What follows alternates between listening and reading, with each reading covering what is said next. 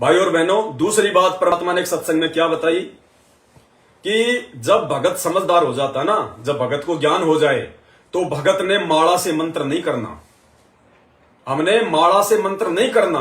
अब साध संगत से जुड़े हुए सत्सेवक भाई बहनों को ये समझ में आ जाना चाहिए कि अब हमने माला से मंत्र करना छोड़ देना है, क्योंकि माला से मंत्र करेंगे तो हमारा ध्यान भटकेगा, हमारा ध्यान माला में भी रहेगा कि एक मंत्र हो गया, उसको घुमाना पड़ेगा तो ध्यान कहां जाएगा, तो आपकी सुरती नृत्य कहां लगी। तो हमने अब इस माला का यूज नहीं करना है। एक चीज सभी भाई बहनों को दास बताना चाहेगा। वैसे तो गुरुजी ने एक सत्संग में कह रखा है स्पष्ट तौर पे, आज मुझे वीडियो आज जो है मुझे मिला नहीं, उसमें गुरुजी ने स्पष्ट कह रखा है कि ये जो माला से जो हम मंत्र करते हैं ना, इनकी कोई आवश्यकता नहीं है। माला से मंत्र करने की कोई आवश्यकता नहीं है। ये तो भक्ति की शुरुआत में जब किसी भगत को नया नया नाम दिया जाता है तो एक बार उसको थोड़ा सा चाव चढ़े, एक बार वो थोड़ा सा भक्ति की तरफ अग्रसर हो, इसलिए उसको ये चीजें दी जाती हैं। वो पहली क्लास की पढ़ाई है। अब हमने सतनाम लेने के बाद में माला की कोई आवश्यकता नहीं रह जाती है। दूसरी बात, आज की हिसार जेल से आई हुई जो 13 नंबर की ऑडियो है, उसमें परमात्मा ने प्रथम मंत्र को लेकर एक संकेत किया है कि प्रथम मंत्र की भक्ति के बिना तो आगे के मंत्र काम ही नहीं करते। इस प्रथम मंत्र के जाप के बिना आगे के मंत्र काम ही नहीं करेंगे। ये प्रथम मंत्र जो दिया जाता है, इसके बिना आगे के मंत्र नहीं चले। तो एक संकेत है ये परमात्मा का कि जब भी हम सुबह जब हम लोग उठे तो सबसे पहले, चाहे हम एक ही मंत्र करें चाहे 2 मंत्र करें, लेकिन सबसे पहले हम प्रथम मंत्र का जाप करें। उसके बाद हम जिसको सतनाम मिल रखा है सतनाम का जाप करो, या जिस भाई बहन को सारनाम मिल रखा है जो मैनेजमेंट वाले हैं, चाहे सारनाम का जाप करो। हालांकि परमात्मा ने यह भी कह रखा है कि जब भी आपकी आंखें खुले आप जी कोई भी जाप करो, चाहे प्रथम मंत्र का करो चाहे सतनाम का करो। लेकिन परमात्मा ने जिस प्रकार हमारे को संध्या आरती, दोपहर की आरती और सुबह की आरती का टाइम बता रखा है कि आप सुबह की जो आरती है वो रात के 12 बजे से लेके और दिन के 12 बजे तक आप उसको किसी भी समय जो है वो कर सकते हो, आप नित्य नियम को। लेकिन साथ में परमात्मा ने यह भी बताया कि नित्य नियम का सही जो टाइम है वो सुबह जो है बल्कि 5 बजे का टाइम है, सूर्योदय से पहले का टाइम है। दोपहर की आरती का समय परमात्मा ने बताया दिन के 12 बजे से रात के 12 बजे तक। लेकिन साथ में परमात्मा ने यह भी बताया कि इसका वास्तविक समय, उत्तम समय दिन में 12 बजे से लेकर 2 बजे के बीच का है।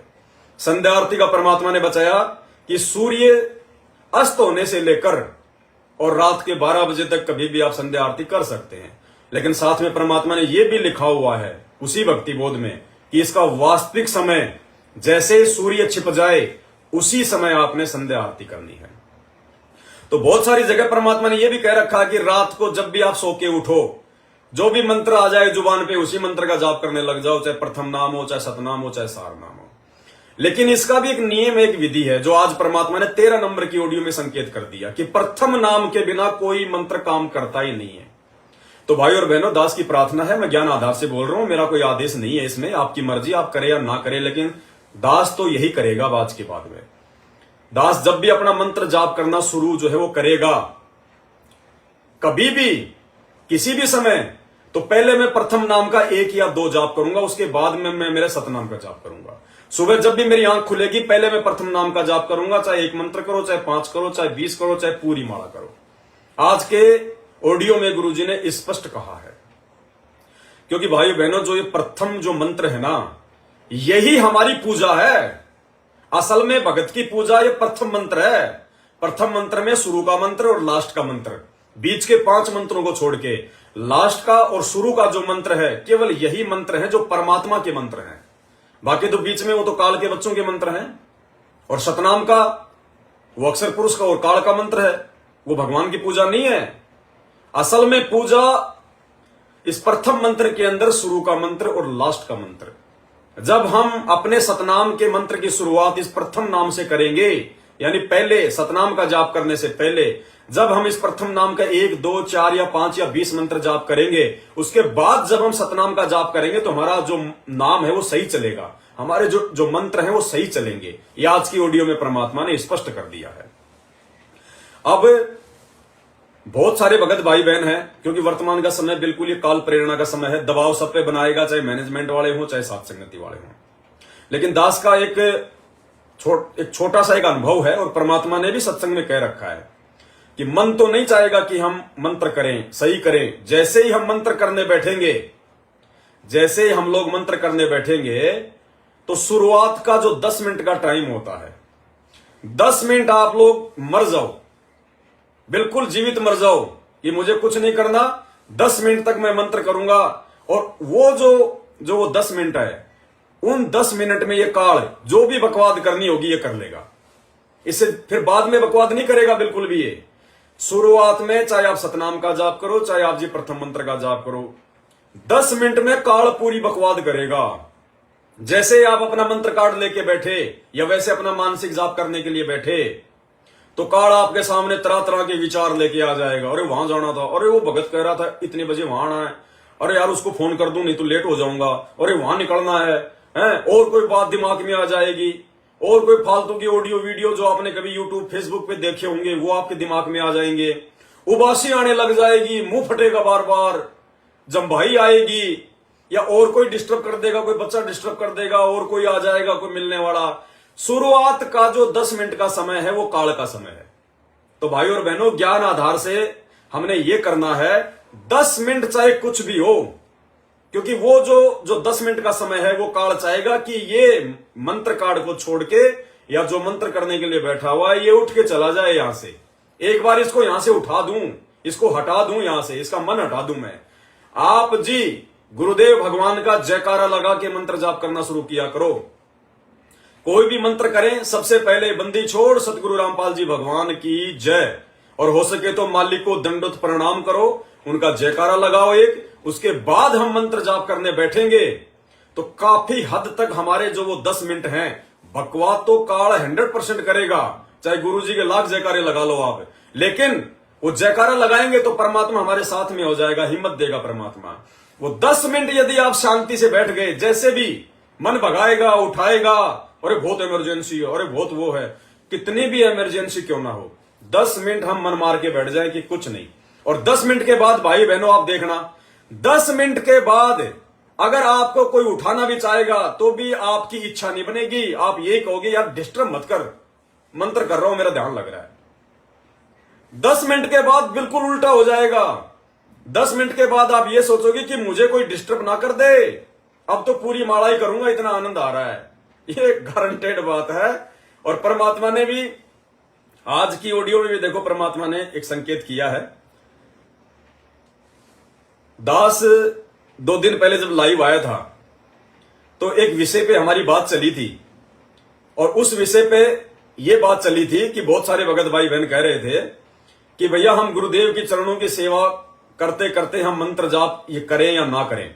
तो दास ने एक बात कही थी कि परमात्मा का काम सबसे पहले, चाहे कितनी भयंकर इमरजेंसी हो, कितना ही कुछ हो, छोरा छत से गिर गया तो गिर गया, मर गया तो मर गया, अगर मंत्र करने बैठ गए तो मंत्र ही करेंगे भाई, संभालने वाला संभालेगा। चरण सेवा में बैठ गए चाहे 5 मिनट ही करो, लेकिन बिल्कुल ध्यान लगा के करो, और एक समय में एक ही काम करो, डबल काम नहीं करने। तो भाई और बहनों, आज परमात्मा ने हिसार जेल से आई हुई 13 नंबर की ऑडियो में हमारी इस बात का भी समर्थन कर दिया। और क्या कह रहे गुरुदेवान, क्या कह रहे भगवान, परमात्मा कह रहे हैं मालिक का काम सबसे पहले, दुनियादारी बाद में, चाहे कुछ भी क्यों ना हो। सुनिए परमात्मा के मुख कमल से। सिर सौंप्या गुरुदेव को, सफल होया यो शीश, नितानंद इस शीश पर आप बसे जगदीश। समर्पित हो गए, देखो समर्पित हो जाओ, मालिक का काम पहले, संसारिक बाद में। 100 काम छोड़ के दाता की सेवा और सत्संग में आपने रुचि बनानी चाहिए। फिर बताते हैं, क्या बताया परमात्मा ने, 100 काम छोड़ के, 100 काम छोड़ने का मतलब सारे सांसारिक झंझट, 100 काम छोड़ के भगवान की सेवा पहले। ध्यान से सुनो एक बार क्या कह रहे हैं परमात्मा। ये विशेष देखो मैनेजमेंट वाले नहीं समझेंगे इन बातों को, और ना वो इन बातों पे ध्यान देंगे। उनको ये मसाला निकाल के दे देंगे तो भी नहीं समझेंगे वो, क्योंकि उनकी मर्यादा खंडित है। और जब तक उनकी मर्यादा ठीक नहीं होगी तब तक उनको ये वचन अंदर जाएंगे नहीं, वो समझ ही नहीं पाएंगे। और मर्यादा ठीक करने का तरीका कोई नामदान सेंटर नहीं है। मर्यादा ठीक हो सकती है परमात्मा से अपने गलतियों की समायाचना मांग के साथ संगति से जुड़ना, साथ संगति के वीडियो देखना। और जो क्रिया सत्सेवक भाई बहन कर रहे हैं, जब तक वो क्रिया नहीं करेंगे मर्यादा अब सुधर ही नहीं सकती।